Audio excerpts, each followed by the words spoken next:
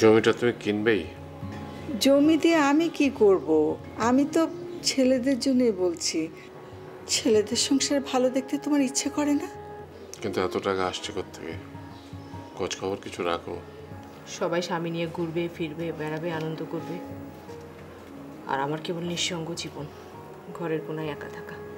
সন্তানহীন স্বামী স্ত্রীরা নিঃসঙ্গই হয়। ঢাকা শহর হচ্ছে একটা নেশা লাগানো শহর। যে কোনো সুস্থ মানুষ জানে যে সেটা কত ভয়ঙ্কর। হ্যাঁ, তুমি ছাড়া তো জগতে আর সুস্থ মানুষ নেই। দাদু দাদু দাদু যাও দাদু, নাস্তা করো গে, আমরা কথা বলছি। এসো দাদা।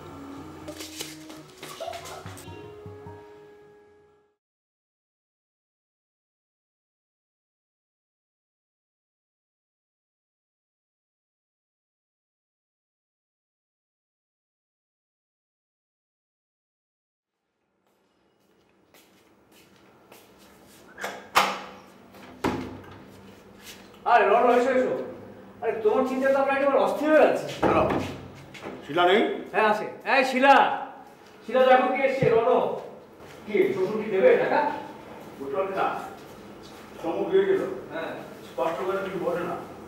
আরে না বললে হবে? হ্যাঁ টাকার জন্য তো ঝুলে থাকা যাবে না। কেমন আছিস? ভালো দাদা, বাবা শরীরটা ভালো? বয়ও জানিয়েছে শরীরটা খুব ভালো না, সেই জন্য আসতে পারে না। টাকা সুরাহটার দিক দিয়ে করা যাচ্ছে না। শরীরটা খারাপ ছিল, তুমি একবার দেখতে গেলে না? যাও না একবার। তা নয় গেলাম, কিন্তু টাকা দিতে রাজি হলো দেরি হয়ে যাবে ততদিনে। আচ্ছা শোনো, এই তুমি এক কাজ করো, ওই লক্ষণদাকে একটা বুঝিয়ে চিঠি লিখে দাও। আরে বোঝাবার কি আছে, টাকাটা তো ওর না, টাকাটা তো আমার। লক্ষণের খালা জমিটা কিনতে চেয়েছিল, আমি বলেছি ওটা বিক্রি হয়ে গেছে। তা তো বুঝলাম, তুমি একটু সময় চাও না? আরে অদ্ভুত কথা, সময় চাইতে হবে কেন? ও তো আমাকে সময় পেতে দেয়নি। আর তাছাড়া বিক্রির টাকাটাও যে ওর দরকার তাও তো না। টাকাটা আমি এদেশেই ওর অ্যাকাউন্টে জমা দেব। এখন জমাটা আমি কবে দিলাম সেটা হলো কথা। বেশি দেরি হয়ে গেলে ও মনে করবে না যে খালাকে না দিয়ে আমি অন্যকে দিয়েছি। দেখো, এরা তোমার অন্য কেউ না, তুমি দয়া করে একটু চুপ থাকো। বাবা সুস্থ হোক, তারপর না হয়। বাবা যে কবে সুস্থ হবে, আমি একটা অন্য প্ল্যানের কথা ভাবছিলাম। ধরো বাবার যদি লেটই হয়, হ্যাঁ তাহলে ধরো আমি যদি টাকাটা জোগাড় করে দিই তাহলে। তুমি দেবে? হ্যাঁ তাহলে এতদিন ওই ওল্ড ম্যানের আশায় ছিলে কেন? না, এটা আসলে মার আইডিয়া। মা ভাবে বাবার বাবার টাকা বারোহুতে খাবে, বড়ও খাবে। আমার মনে হলো আমার প্রভিডেন্ট ফান্ডে কিছু টাকা আর বিনা কিছু গহনা দিতে চেয়েছে। সব কিছু মিলিয়ে আরও কিছু জোগাড় টোগাড় করে যদি পারা যায়। দাদা, তাহলে জমিটা কার নামে কেনা হবে? সেটা এখন ঠিক করিনি, কিন্তু মা চায় জমিটা আমার নামে হোক। আর তোমার ইচ্ছা? মা, আমি ভাবছিলাম টাকাটার মধ্যে ওর টাকায়, মানে বিনার টাকায় তো বেশি, ওর নামে হলে কেমন হয়?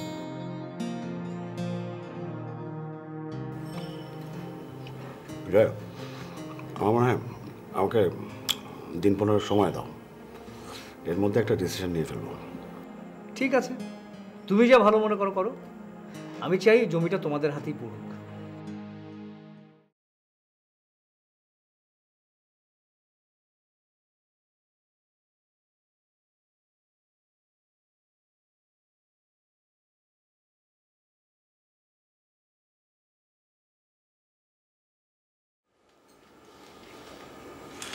তাহলে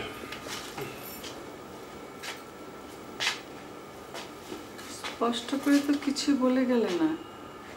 রণ এলে কি বলবো?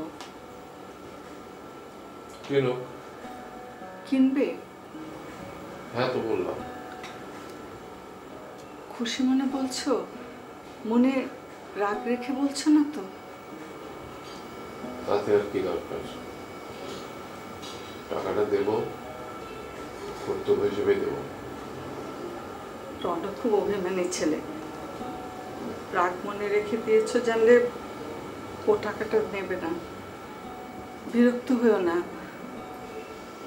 ছেলেদের দিচ্ছ, খুশি মনেই দাও। রনুকে জিজ্ঞেস করো টাকাটা কবে লাগবে, আমি এসে দিয়ে যাবো। বৌমাকে বললো আমি চলে গেলাম, ট্রেনের ব্যাপার তো।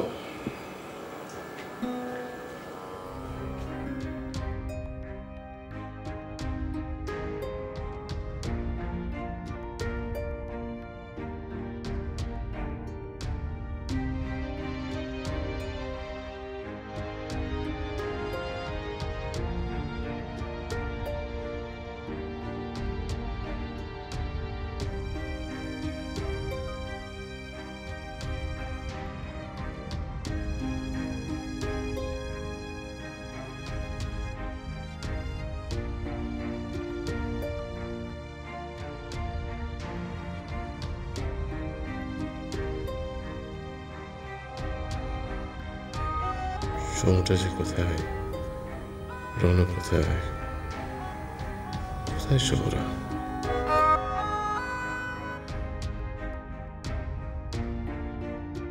বাবাটা কেমন অদ্ভুত তাই না দাদা? জীবনের কোনো কিছুর উপরে তার মোহ নেই, কিন্তু বাবার আসলে সন্ন্যাসী হওয়া উচিত ছিল, বুঝলে? আচ্ছা কেন এরকম কথা বলছো? তোমরা তো কেউ না খেয়ে থাকো নি, সবাই মানুষ হয়েছো, ভালো আছো। ভালো, এটাকে ভালো লাগে বলে? কোনো নিশ্চয়তা নেই। এত বছর ঢাকা শহরে আছি, একটু জমি নেই, নিজেদেরকে আমার পরবাসী পরবাসী মনে হয় না। এই শহরে জন্মেছি, অন্তত একটু জমি থাকা উচিত ছিল। কেমন গোবিন্দপুরে তোমাদের জমি আছে না? দাদা তোমার মনে আছে আমরা সবাই তখন ছোট, বাবা মার গহনাগুলো বিক্রি করে ওই বহিরুর হাতে তুলে দিয়েছিল। তখনই বহিরু মার নামে ওই 6 বিঘা জমিটা কিনেছিল। তোমাদের বাবার এক ধরনের গ্রাম প্রীতি আছে। গ্রামে বাবার শখ। সারা জীবন কিছুই করতে পারেনি, কিন্তু গ্রামে একখানা ঠিকই জমি কিনে রেখেছে। অদ্ভুত না? একটা ছন্ন ছাড়া মানুষ এখন গ্রামে গিয়ে গেরস্থের জীবনযাপন করছে। এগুলো পাগলামি ছাড়া আর কিছু না। রিটায়ারমেন্টের সময় বললো চলো সবাই মিলে গোবিন্দপুরে যাই, গোবিন্দপুরে বাড়ি করি, যেন গোবিন্দপুরে থাকলে জীবনে কোনো সমস্যা না। পাগলামিটা সীমা থাকা উচিত। আচ্ছা এত রাগের কি আছে? তোমাদেরকে তো আর ধরে নিয়ে গোবিন্দপুর থাকতে বাধ্য করেনি। ক্ষমতা থাকলে তাই করতো, কি করেনি বলো তো? শেষ পর্যন্ত না পেরে নিজে বাড়ি ছেড়ে চলে গেল। আসে হঠাৎ আসে, এসে কী করে জানো? দরজার সামনে দাঁড়িয়ে কথা বলে চলে যায়। এসব জানো তুমি? আসলে শ্বশুরমশাইয়ের জেদটা একটু বেশি। এটা হচ্ছে সব যুক্তিহীন জেদ। আমি কয়েকবার দেখা করতে গিয়েছি, বলে কেন আসো, আমি তো ভালোই আছি। এসব কোনো মানে আছে? আচ্ছা দাদা, ধরো বাবা টাকাটা দিল বা তুমি লোন করে জমিটা কিনলে, তখন জমিটা কার নামে হবে?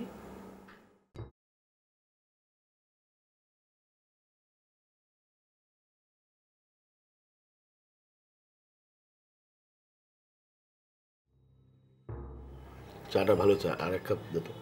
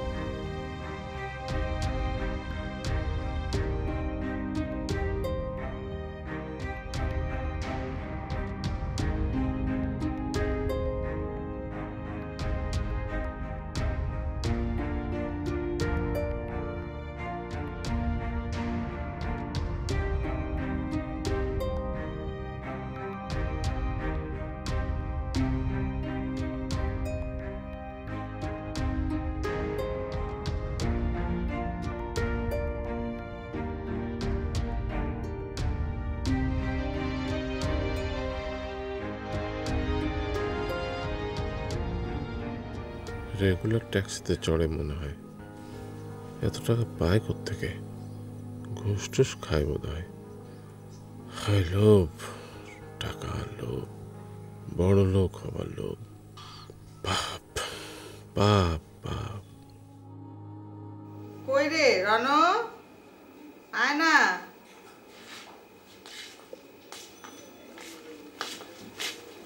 তোর বাবা অনেকক্ষণ ধরে তোর জন্য অপেক্ষা করে করে চলে গেল।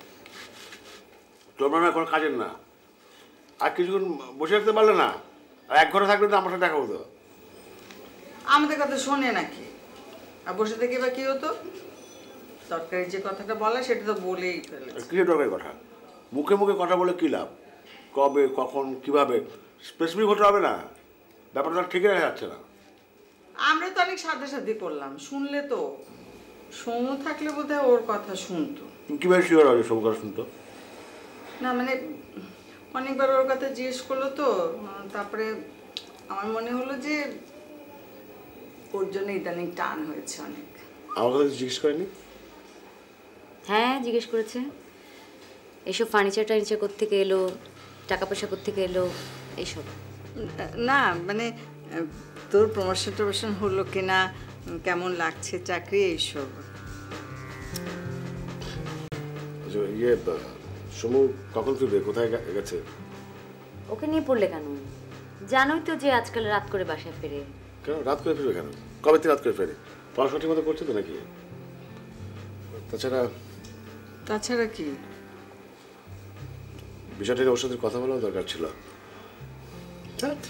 তোমরা না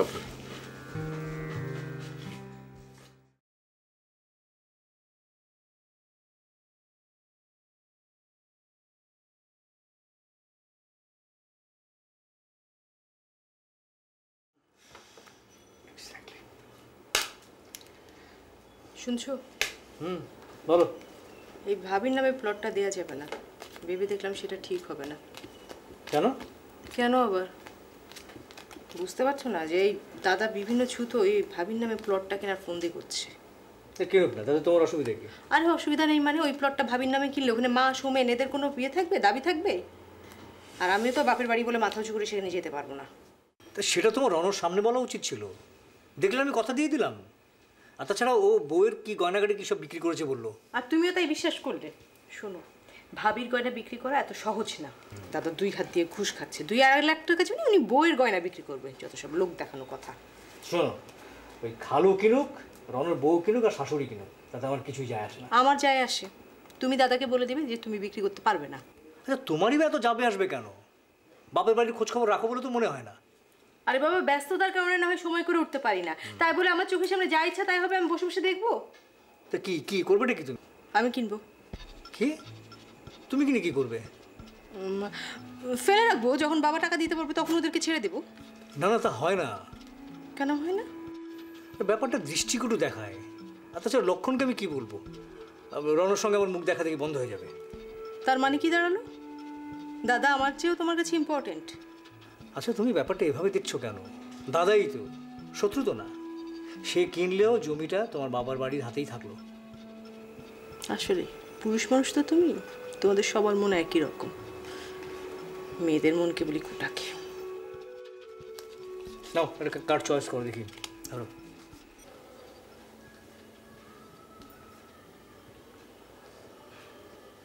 কি রে, কিছু বললি না? আমি কি বলবো? আমার এসব নিয়ে চিন্তা করার সময় নেই। এসব হলো ভবিষ্যতের ব্যাপার, ভবিষ্যৎ নিয়ে সবাইকে ভাবতে হবে না? সেই জন্য দাদা আছে, দাদা যা ভালো মনে করে তাই করবে। সে তো করবেই, কিন্তু তাই বলে তুই তো নিজের চিন্তা করবি না? তোমাকে তো চিন্তা করতে হবে না, আমি আমার ভাবনা ভাবছি। ঘোড়ার ডিম ভাবছিস? চিঠি লিখে দিলাম শৈলীর কাছে যাবার জন্য, কিছুই তো করলি না। গিয়েছিলাম তো, কতবার বলবো? চাকরির কথা তো বলিসনি। আমি এরকম ভিখারির মতো চাকরি যেতে পারবো না। তোর বাবা বারবারই তোর কথা জিজ্ঞেস করছিল। জীবনেই প্রথম দেখলাম তোর দিকে একটু টান হয়েছে। সংসারের কোনো টানে তো তাকে আটকাতে পারলো না। সমু, এই সমু,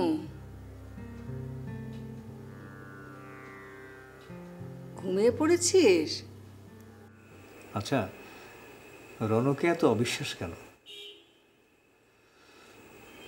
সারা জীবন সংসার টেনেছে ও, টানবেও। রণ বাবা মাকে বের করে দেওয়ার মতো ছেলে না। বাবার টাকা নিশ্চয়তা যখন পাচ্ছে না, তখন নিজের নামে কিনলে দোষ কি? আর তাছাড়া বইয়ের নামে কিনলেও তো কারো কিছু বলার নেই। বাবা যে কেন এই সময় অসুখটা করলো, চলো না বাবাকে দেখে আসি। তোমার বাবা তো আবার আমাকে পছন্দ করেন না, সেটা জানো তো। কাকেই বা পছন্দ করেন? আমরাই যে জীবনে তার ভালোবাসা পেলাম না, আমার মার জীবনটা যে কিভাবে কাটলো। এই এই এই বোকা মেয়ে, এই কাঁদছো কেন? এই বোকা মেয়ে, কাঁদছো কেন? আচ্ছা ঠিক আছে ঠিক আছে ঠিক আছে, যাবো শ্বশুর মশাইকে দেখতে, ঠিক আছে? আচ্ছা আচ্ছা ঠিক আছে, আমি জমিটা রনর কাছে বিক্রি করবো না, বলবো হয় তোমার নামে না হয় না, ঠিক আছে? আরে তাও কাঁদছো, কি আশ্চর্য না। কোথায় যাচ্ছ তুমি? আসছি আমি। এদিকে এসো, এক্ষুনি এসো।